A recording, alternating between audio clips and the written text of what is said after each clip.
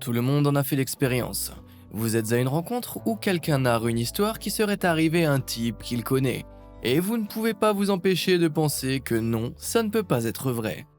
Par exemple, un de leurs amis aurait vu un serpent nager dans les toilettes de sa salle de bain, où ils auraient ouï dire que de la superglue était assez forte pour fixer des meubles au plafond, ou même que le Dalai Lama aurait travaillé pour la CIA. Mais voici ce qui est dément. Tous ces mythes et bien d'autres encore sont en fait réels. Alors accrochez-vous et découvrons quelques-unes des histoires et affirmations les plus folles que vous avez probablement toujours considérées comme des absurdités et qui se sont avérées vraies.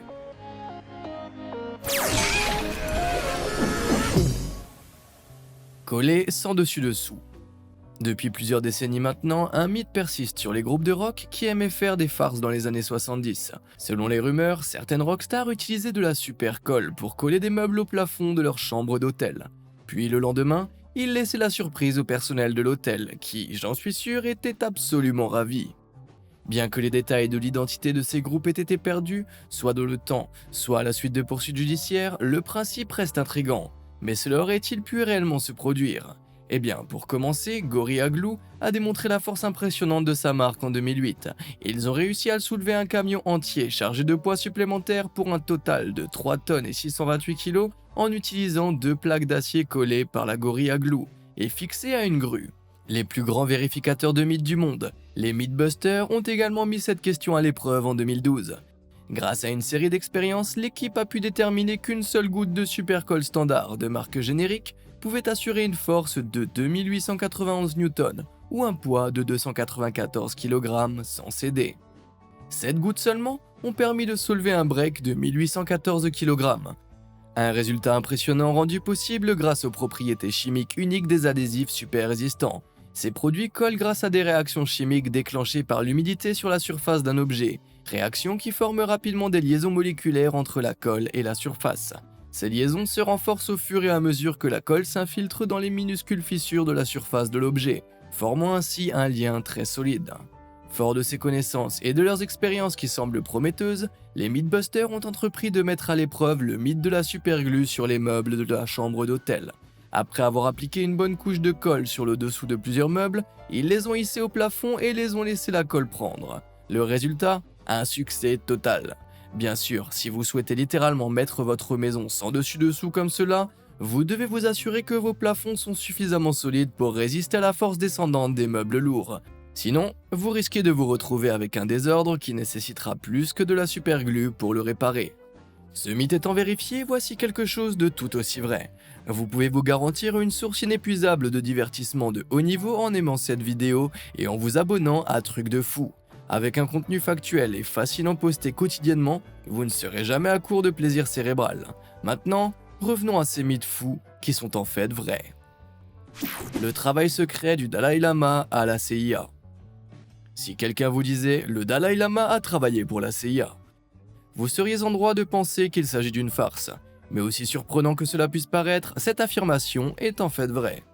Bien sûr, le leader mondial du bouddhisme Gelug ne menait pas exactement des opérations secrètes pour la CIA, équipé de lunettes de soleil ou d'une oreillette, aussi amusant que cela puisse être à imaginer. Les choses se sont passées un peu différemment dans la réalité. Comme nombre des moments les plus étranges de l'histoire récente, celui-ci s'est produit en pleine guerre froide, lorsque l'Amérique faisait tout son possible pour saper la propagation mondiale du communisme. Dans ce cadre, entre la fin des années 50 et le milieu des années 70, le Dalai Lama a reçu 180 000 $ par an de la CIA. Cet argent faisait partie d'un effort plus large visant à soutenir le sentiment anti-chinois après l'annexion du Tibet par la Chine communiste au début des années 50. Plus précisément, le Dalai Lama utilisait ses fonds pour des activités pro-Tibet, comme le financement de programmes internationaux de soutien à l'indépendance du Tibet.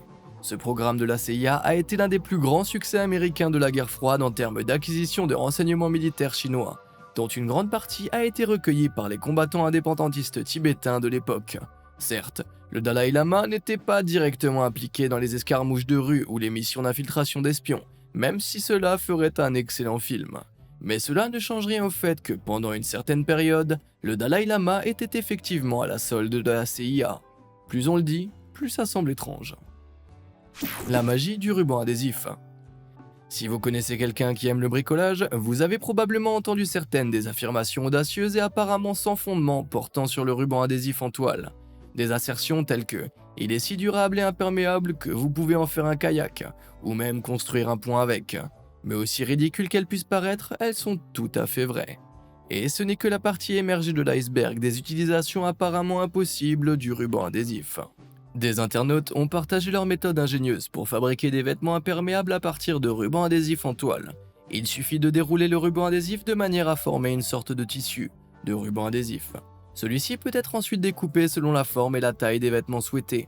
Ensuite, il suffit de les coudre ensemble pour former des tenues spectaculaires, étranges et imperméables. Vous pouvez même utiliser du ruban adhésif de couleur si vous voulez être une véritable icône de la mode. Il est aussi possible de vous fabriquer un masque de chauve-souris avec du ruban adhésif si vous avez besoin d'un déguisement à la hâte. Si ces vêtements imperméables ne suffisent pas à combattre la saison des inondations, il existe une autre utilisation mythique du ruban adhésif qui fonctionne réellement. En le combinant avec des sacs poubelles, des tuyaux en PVC et un peu de bois pour le siège, il est possible de fabriquer un kayak entièrement opérationnel avec du ruban adhésif en toile. Lorsqu'il est scellé de manière assez serrée autour de la base des sacs poubelles et fixé au tuyau en PVC, le ruban adhésif est complètement étanche et surtout, le kayak flotte. Mais les vêtements et les kayaks ne sont qu'un début. Grâce à la résistance structurelle et à l'élasticité de son noyau en coton et de son revêtement en plastique, ainsi qu'à la solidité de son adhésif lorsqu'il est collé en place, le ruban adhésif entoilé peut réellement supporter le poids d'une personne. Vous pouvez le prouver de manière simple en fabriquant un Mac avec juste quelques poteaux en bois. Mais la forme ultime de support en ruban adhésif est un pont en ruban adhésif. Cette idée apparemment impossible était un autre mythe spectaculaire rendu plausible par les rois de ce domaine, les Mythbusters.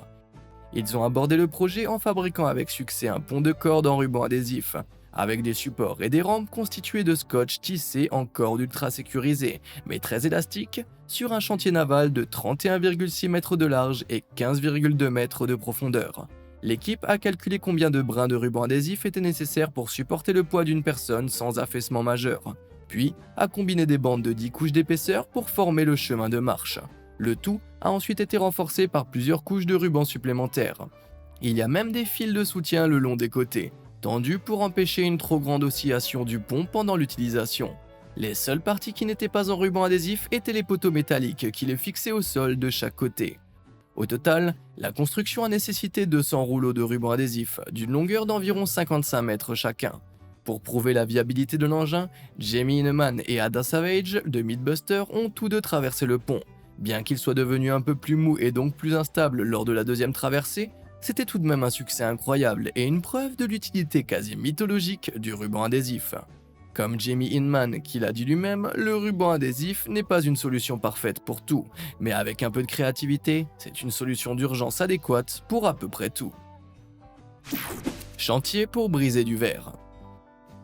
Que vous l'ayez vu dans les films ou que vous en ayez simplement entendu parler, les personnes qui brisent du verre avec leur voix sont considérées par beaucoup comme une simple légende urbaine. Mais grâce à la physique du son, il est possible de réaliser cet exploit. En effet, lorsqu'un objet émet un son, il provoque la vibration des molécules des matériaux qui l'entourent. La régularité avec laquelle ces vibrations sont émises est appelée la fréquence du son.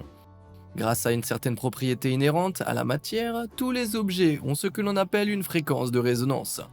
Fréquence à laquelle le matériau transforme le plus efficacement les ondes sonores en mouvements physiques. Pour un objet comme le verre à vin, la fréquence de résonance correspond à peu près au son que vous entendiez si vous tapiez sur le verre et que vous le laissiez résonner.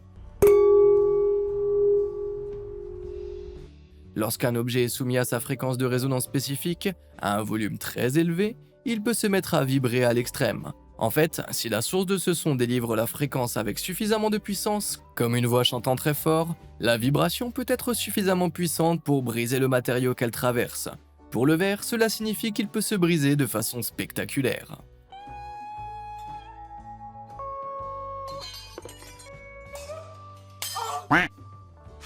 Les boulets de canon au fromage.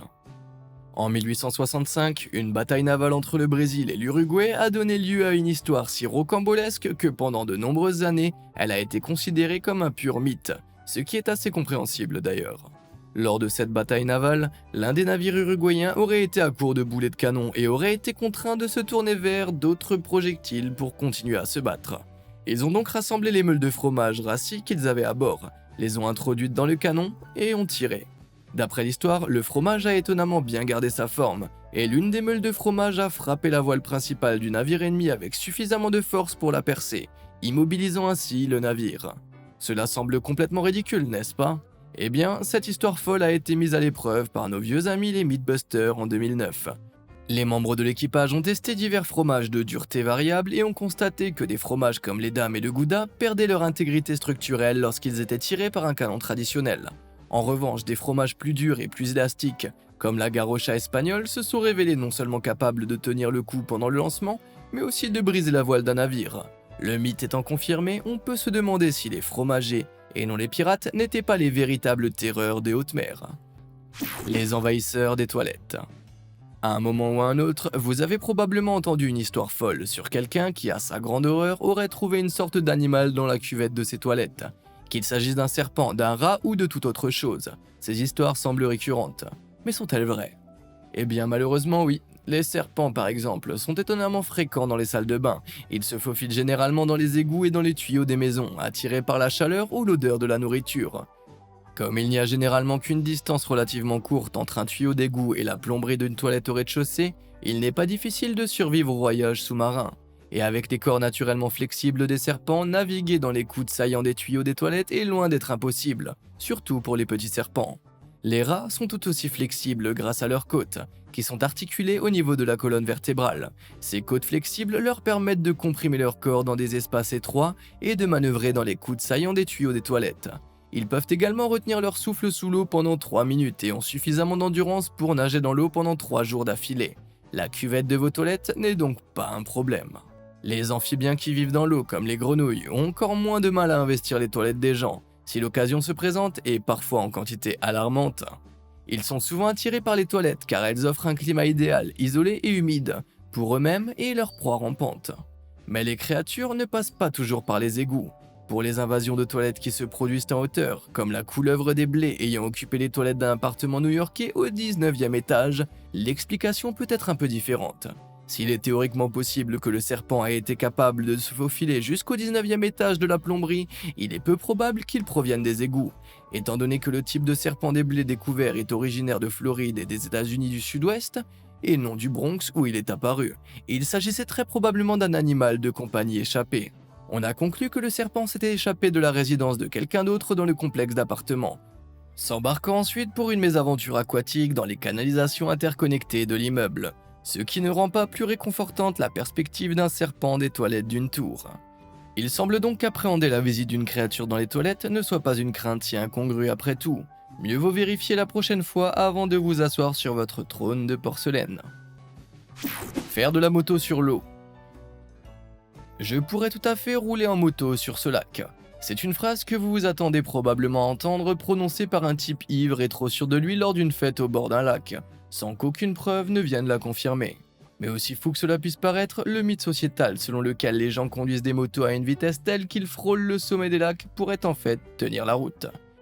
Comme Jamie Hinman de Mythbusters l'a prouvé en 2013, il faut juste une grande vitesse et des nerfs d'acier.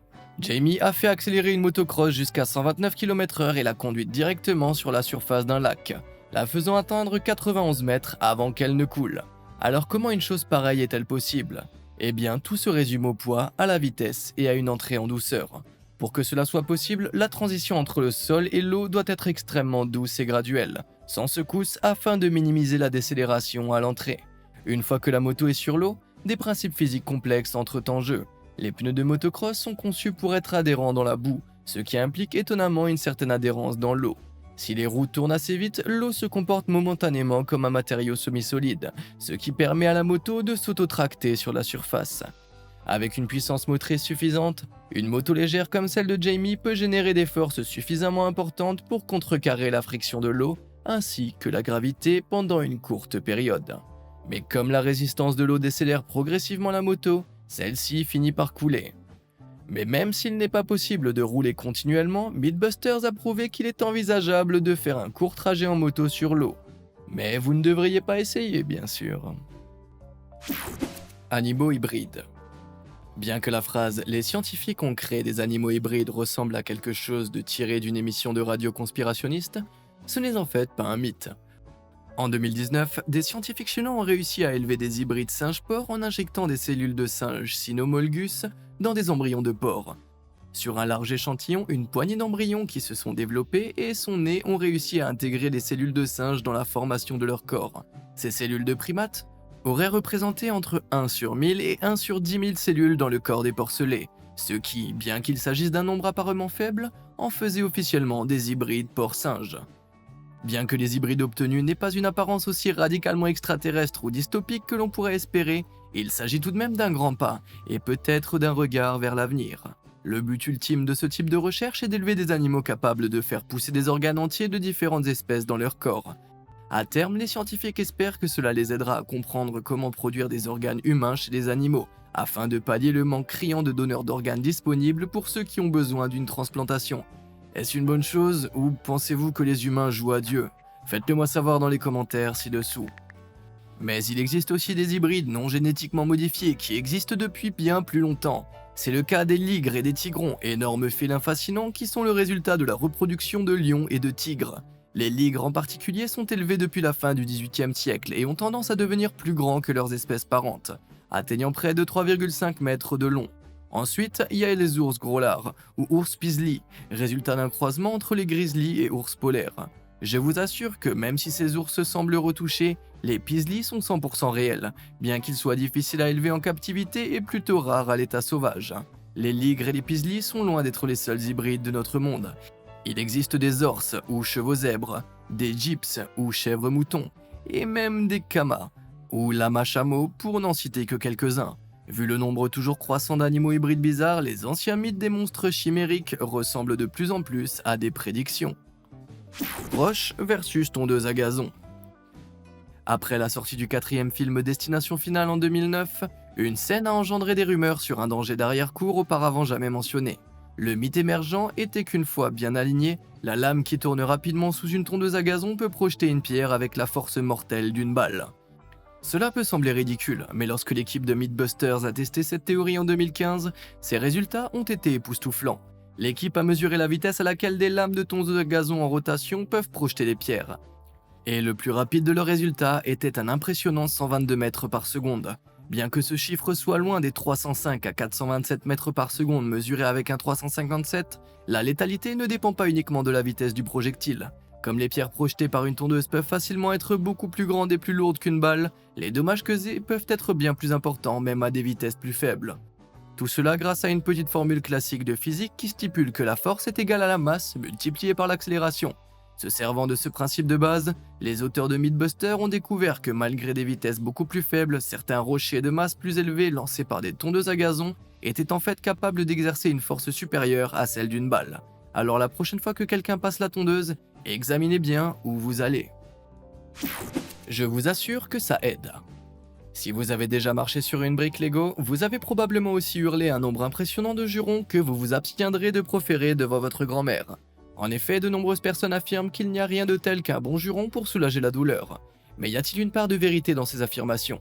Eh bien, il s'avère que les jurons sont effectivement l'un des analgésiques naturels les plus efficaces de l'être humain. En 2009, des chercheurs de l'université de Kiel ont testé l'effet des jurons sur la gestion de la douleur en observant combien de temps les participants pouvaient garder leurs mains dans des récipients remplis d'eau glacée. La moitié des participants ont été invités à prononcer un juron pendant qu'ils trempaient leurs mains, tandis que les autres ont été invités à prononcer un mot neutre à la place. Ceux qui juraient étaient généralement capables de garder leurs mains immergées beaucoup plus longtemps que ceux qui disaient des mots neutres. Si d'innombrables expériences ont depuis confirmé la conclusion selon laquelle jurer atténue quelque peu la douleur, les raisons justificatives en sont encore un quelque peu mystérieuses. Certains experts pensent que le fait de faire quelque chose d'émotif comme jurer peut déclencher la réaction de combat ou de fuite. Cela pourrait contribuer à augmenter le taux d'adrénaline, qui est efficace pour réduire notre conscience de la douleur. Bien que la recherche reste quelque peu incertaine à l'heure actuelle, il ne fait aucun doute que quelques jurons vous aideront la prochaine fois que vous vous cognerez l'orteil. Toutefois, cette technique n'est pas recommandée aux enseignants, aux assistants du service clientèle ou aux ecclésiastiques. L'allaitement masculin. Si vous pensiez que les mythes dont j'ai parlé jusqu'à présent étaient déments, vous n'avez encore rien vu. Depuis de nombreuses années, des rumeurs circulent conjecturant que dans certains rares cas, les hommes peuvent produire du lait maternel comme les femmes. Et chose choquante, c'est parfois possible.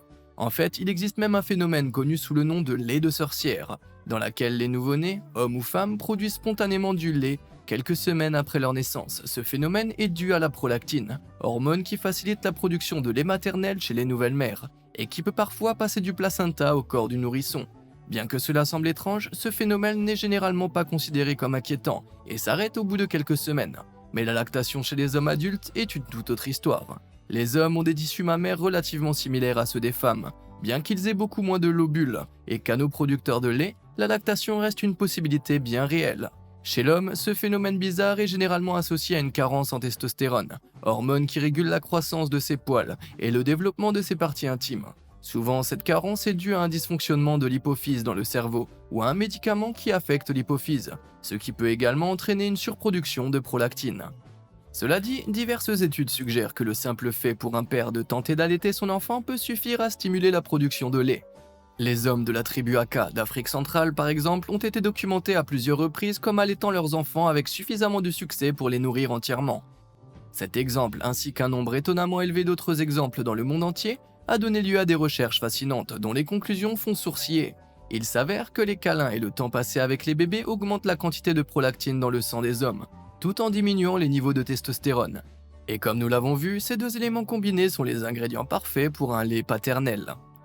Si les gens prenaient de plus en plus conscience de cette possibilité, les concours de papa de l'année commenceraient à avoir une toute autre allure. Trempette mortelle. Il existe des mythes sociétaux dont on se demande vraiment quel genre de maniaque les a inventés. L'un de ces mythes prétend que l'on peut plonger sa main dans du plomb fondu sans se brûler. Or, le plomb fond à 327 degrés Celsius, donc 621 degrés Fahrenheit. Je tiens donc à souligner que vous ne devez pas essayer de reproduire ça chez vous. Mais honnêtement, c'est possible. Si la personne trempe d'abord sa main dans de l'eau, la raison pour laquelle il est possible de le faire sans se retrouver avec des doigts frits est due à l'effet Leidenfrost. Ce phénomène se produit lorsqu'un liquide bout rapidement et forme une barrière thermique gazeuse sur la surface à laquelle il bout. Lorsqu'une personne trempe sa main humide dans du plomb, le principe est le même. La couche d'eau sur la main bout rapidement, créant une barrière temporaire de gaz qui empêche la chaleur du plomb d'atteindre la peau. Bien sûr, si la main restait là-dedans plus longtemps qu'une fraction de seconde, elle ressortirait avec l'aspect d'une poitrine bien carbonisée. Mais vu qu'il est techniquement possible de plonger sa main dans du plomb fondu, le mythe est confirmé. Ce qui signifie que vous n'avez absolument pas besoin d'essayer vous-même. Connaissez-vous d'autres mythes qui se sont révélés vrais de manière inattendue? Faites-le moi savoir dans les commentaires ci-dessous, ou envoyez-moi un courriel à story@beamazed.com. Et comme d'habitude, merci de nous avoir suivis.